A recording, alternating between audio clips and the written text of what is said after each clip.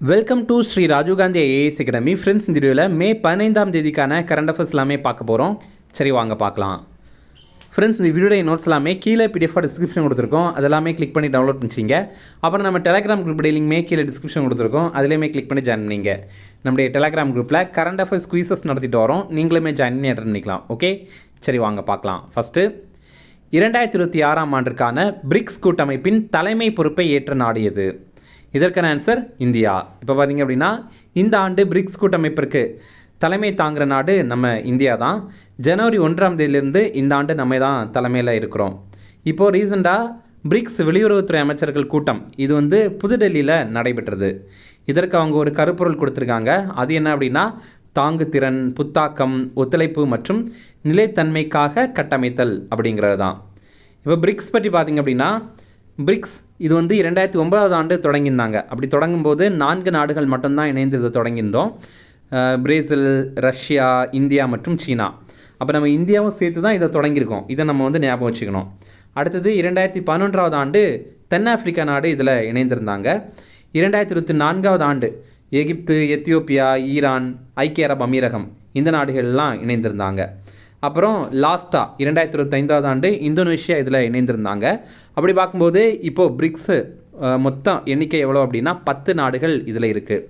இதெல்லாம் ரொம்ப ரொம்ப முக்கியமான டீட்டெயில், நம்ம எக்ஸாமில் முக்கியமாக கேட்பாங்க. அடுத்தது, 2022ஆம் ஆண்டில் பள்ளிகளில் ஹிஜாப் அணிய தடை விதித்து உத்தரவு பிறப்பித்த மாநிலம் எது?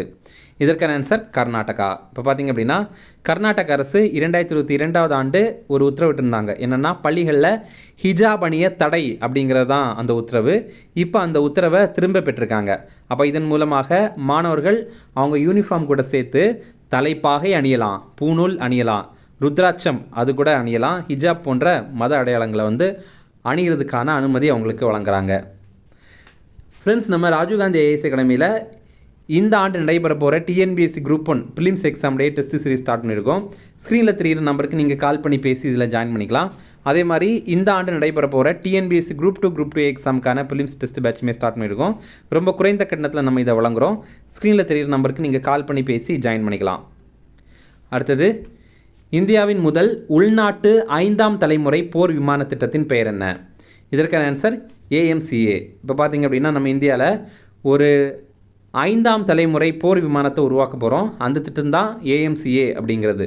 இது ரொம்ப ரொம்ப சிறப்பான திட்டம்.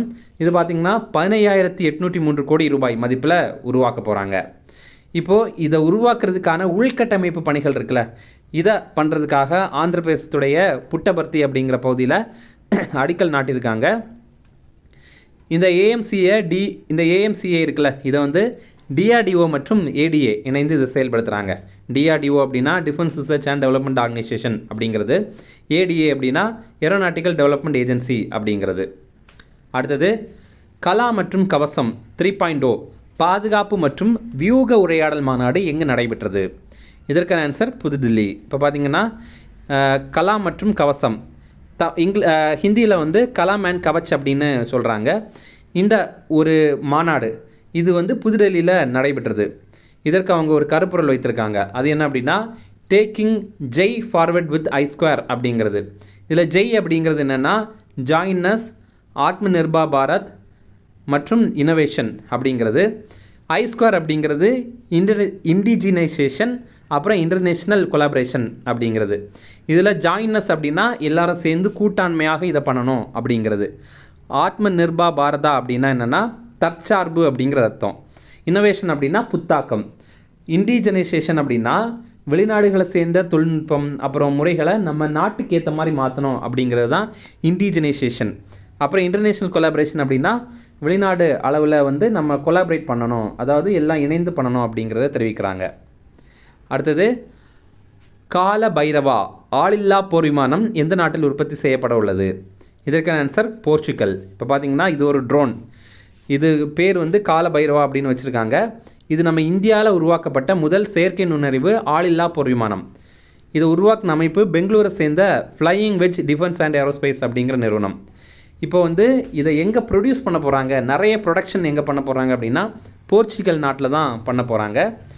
இந்த இதை வடிவமைப்பு பண்ணி இதை உருவாக்குனது நம்ம இந்தியா தான். ஆனால் வந்து இதை நமக்கு இன்னும் நிறைய தேவைப்படுது இல்லை, இதற்கான ப்ரொடக்ஷன் எங்கே பண்ண போகிறாங்க அப்படின்னா அதுதான் போர்ச்சுகலில் பண்ண போகிறாங்க. இது நடுத்தர உயரத்தில் நீண்ட நேரம் பறக்கிற திறன் கொண்டது. இதை வந்து மேல் அப்படின்னு சுருக்கமாக சொல்லுவாங்க. மேல் அப்படின்னா மீடியம் ஆல்டிடியூட் லாங் எண்டுரன்ஸ் அப்படிங்கிறது. மேல் அப்படிங்கிறது அந்த ட்ரோனுடைய பெயர் கிடையாது. அந்த மேல் அப்படிங்கிறது இந்த பண்பு, அதாவது நடுத்தர உயரத்தில் நீண்ட நேரம் பறக்கிறது தான் மேல் அப்படின்னு குறிப்பிடுறாங்க.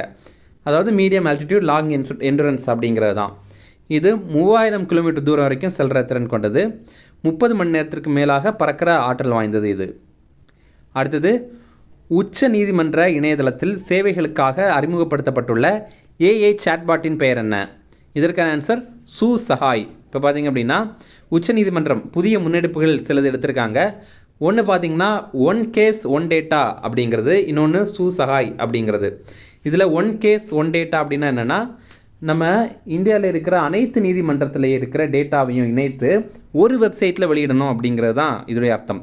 அப்போது தாலுகா நீதிமன்றத்திலிருந்து உச்ச நீதிமன்றம் வரைக்கும் அனைத்து தரவுகளையும் ஒன்றிணைக்கிற ஒரு தளம் தான் இந்த ஒன் கேஸ் ஒன் டேட்டா அப்படிங்கிறது. அடுத்தது சூ சஹாய் அப்படிங்கிறது என்னென்னா, உச்சநீதிமன்றத்துடைய சேவைகளை பொதுமக்கள் பெறணும் அப்படின்னா அதை வந்து இந்த ஏஐ சாட்பாட் மூலமாக உரையாடல் நிகழ்த்தி நம்ம பெற்றுக்கொள்ளலாம். பொதுவாகவே நமக்கு கோர்ட்டு கேஸ் இது சம்மந்தமான விஷயங்கள்லாம் கொஞ்சம் குழம்புற மாதிரி தான் இருக்கும். அப்போது இந்த ஒரு ஏஐ கிட்ட நம்ம பேசி உச்சநீதிமன்றத்துடைய சேவைகளை நம்ம வந்து பெற்றுக்கொள்ளலாம். அடுத்தது, இந்தியா எந்த தேதி வரை சர்க்கரை ஏற்றுமதிக்கு தடை விதித்துள்ளது? இதற்கான ஆன்சர் செப்டம்பர் 30, 2026.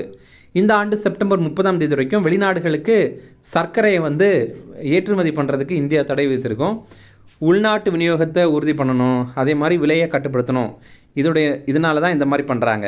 ஏன்னா நமக்கு வந்து நம்ம நாட்டுக்கே தேவையான அளவுக்கு நமக்கு சர்க்கரை வேணும். ரெண்டாவது வந்து வெளிநாடுகளுக்கு அதிகமாக ஏற்றுமதி பண்ணி நமக்கே பத்தாமல் போச்சு அப்படின்னா நம்ம இங்கே சர்க்கரையுடைய விலை வந்து ரொம்ப அதிகமாகிடும். அப்போ அதையும் கட்டுப்படுத்தணும் அப்படின்ற மாதிரி இதை பண்ணுறாங்க. அடுத்தது, முக்கிய தினங்கள் பார்க்கலாம். சர்வதேச குடும்பங்கள் தினம், இது மே 15ஆம் தேதி. International day of families. இதில் பாருங்கள், இந்த ஆண்டுக்கான கருப்பொருள் குடும்பங்கள், சமத்துவமின்மை மற்றும் குழந்தைகளின் நல்வாழ்வு அப்படிங்கிறது. இதில் பாருங்கள் என்னென்னா, உலக குடும்பங்கள் தினம் அப்படின்னு ஒரு தினம் இருக்குது. அது ஜனவரி 1ஆம் தேதி. ரெண்டுமே கிட்டத்தட்ட ஒரே தினம் தான். ஆனால் நம்ம 2 விதமாக இதை கொண்டாடுறோம்.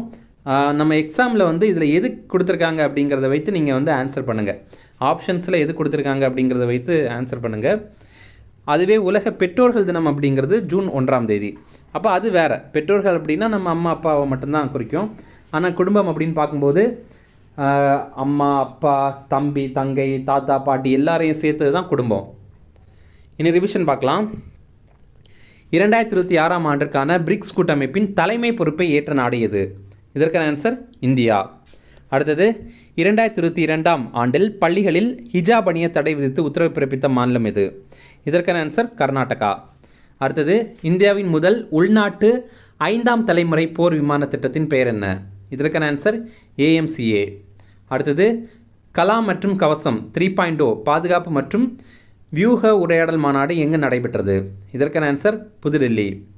அடுத்தது, கால பைரவா போர் விமானம் எந்த நாட்டில் உற்பத்தி செய்யப்பட உள்ளது? இதற்கான ஆன்சர் போர்ச்சுகல். அடுத்தது, உச்ச நீதிமன்ற இணையதளத்தில் சேவைகளுக்காக அறிமுகப்படுத்தப்பட்டுள்ள ஏஐ சாட்பாட்டின் பெயர் என்ன? இதற்கான ஆன்சர் சூ சஹாய். இல்லை சூ அப்படிங்கிறது சுப்ரீம் கோர்ட் அப்படிங்கிற மாதிரி நம்ம ஞாபகம் வச்சுக்கலாம். அடுத்தது, இந்தியா எந்த தேதி வரை சர்க்கரை ஏற்றுமதிக்கு தடை விதித்துள்ளது? இதற்கான ஆன்சர் செப்டம்பர் 30, 2026. அவ்வளோதான் ஃப்ரெண்ட்ஸ். அப்புறம் போன வீடியோவில் நம்ம ஒரு ப்ரீவியஸ் இயர் கேள்வி கேட்டிருந்தோம். அதற்கான ஆன்சர் பார்க்கலாம். தேசிய வேளாண் அறிவியல் அகாடமி அறிக்கையின்படி எந்த இந்திய மாநிலம் அதிக அமிலத்தன்மை கொண்ட மண்ணை கொண்டுள்ளது அப்படிங்கிறது தான் கேள்வி. ஆன்சர் வந்து ஆப்ஷன் சி, கேரளா. இது நிறைய பேர் கரெக்டாக ஆன்சர் பண்ணியிருந்தீங்க, நிறைய பேர் ட்ரை பண்ணியிருந்தீங்க. எல்லாருக்குமே வாழ்த்துக்கள். இன்றைக்கான கேள்வி இதுதான். இது வந்து இந்த ஆண்டு நடைபெற்ற TNPSC Group 2A மெயின்ஸ் எக்ஸாமில் கேட்ட கேள்வி. இதில் பாருங்கள், நம்ம வந்து நிறைய கேள்விப்பட்டிருப்போம். என்னென்னா இணையமைச்சர்னு கேள்விப்பட்டிருப்போம், மத்திய அமைச்சர், அப்புறம் கேபினெட் அமைச்சர், இந்த மாதிரியெல்லாம் கேள்விப்பட்டிருப்போம். இது என்னென்ன அப்படிங்கிறது தான் கேட்குறாங்க. இது வந்து நீங்கள் பொறுத்துங்க. இது நீங்கள் தெரியலைன்னா கூட ஜஸ்ட்டு ட்ரை பண்ணி பாருங்கள். அப்படின்னா தான் நாளைக்கு நான் உங்களுக்கு ஆன்சர் சொல்லும்போது இது உங்களுக்கு ஈஸியாகவே ஞாபகம் இருக்கும். ஓகே, அவ்வளோதான் ஃப்ரெண்ட்ஸ். இந்த வீடியோ பிடிச்சா கண்டிப்பாக லைக் பண்ணுங்கள், நம்மளே சேனலுக்கு சப்ஸ்கிரைப் பண்ணி வச்சுங்க, உங்கள் நண்பர்களுக்குமே ஷேர் பண்ணுங்கள், கண்டிப்பாக இது அவங்களுக்கும் பயனுள்ளதாக இருக்கும். Okay, thank you.